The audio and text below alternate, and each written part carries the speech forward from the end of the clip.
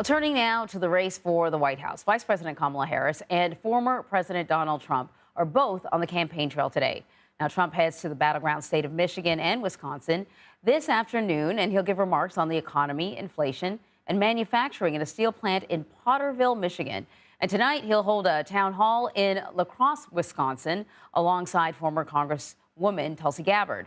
Meanwhile, Harris and her running mate, Governor Tim Walz, will continue their bus tour through southeast Georgia today. New information from the Harris campaign says the Democratic nominee will tour Chatham County, an area where Democrats are picking up bigger margins, and then hold a campaign rally in Savannah. So we have team coverage following both candidates today from Georgia to Michigan. We're going to begin our coverage with Nancy Cordes and the Harris campaign.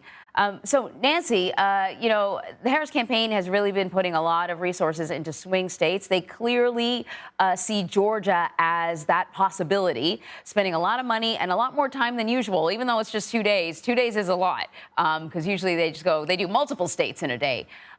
Is there evidence that her focus on Georgia and some of these other swing states, is there evidence that it's working?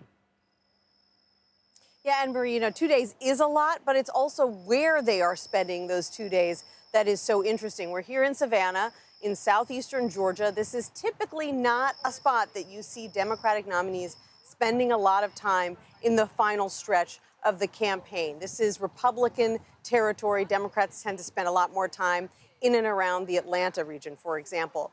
But the Harris campaign feels that if they can simply do better here than they would have otherwise without a visit, then that will help them in this state where, after all, Joe Biden did win 4 years ago. He won famously by just over 11,000 votes.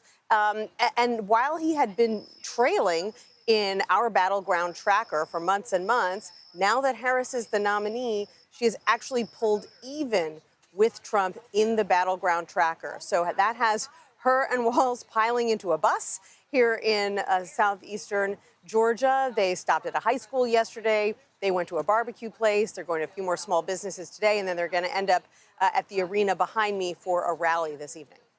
So here's something that's really interesting. Harris and Walz, they're finally going to sit down for their first TV interview. Some Republicans have been sort of criticizing her in particular for not doing that. Yeah. I find it interesting that they're doing it together. And I was talking earlier about this, that right now they're in this sort of sweet spot where people who like this ticket can sort of define it the way they want to. But once they sit down and have this interview, they will be defining themselves to the public. Right. And that's the tricky thing when you don't do that many interviews or media appearances. Every single one of them takes on this outsized importance. She is sitting down with Governor Walz today. Republicans have been criticizing her for that, just like they were criticizing her for not doing an interview before now. They argue she should do this interview on her own. She is this surprise nominee that no one anticipated. She's got a lot of questions to answer, they say. The Harris campaign insists this is a tradition that whenever a nominee chooses a running mate, they tend to sit down together and do an interview together, just like Donald Trump and J.D. Vance did on Fox not too long ago. So they're sitting down today with Dana Bash of CNN, and we'll start to see some of the first clips from that interview begin to roll out later this afternoon. Nancy, thank you very much.